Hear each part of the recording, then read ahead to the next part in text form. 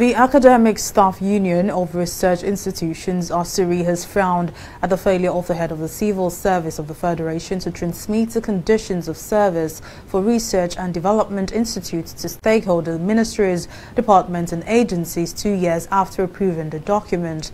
Speaking at a rally in Abuja, the Secretary General of Asuri, Theophilus Ndubuako, said the conditions of service, which was approved by the head of service in November 2020 after 15 years of negotiation, became effective retroactively from January 2019, noting that after approving the document, the office of the head of the Civil Service of the Federation refused to transmit it. Ndubuako said rather than do the needful, the office of the head of Civil Service had since ignored all appeals by the union and the directive of the Federal Government Committee on the issue of Asuri strike.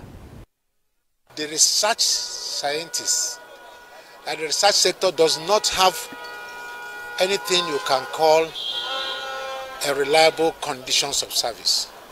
And so the government took us through 15 years of negotiation, something that shouldn't last 6 months. And after 15 years, we all agree that we have arrived at what should be the conditions of service for research institutions. And it was left for the head of service to release it. And the head of service released it to the Ministry of Labour. And Ministry of Labour circulated it.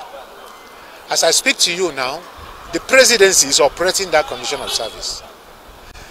The science and technology that has more research institutions than any other ministry is implementing the condition of service.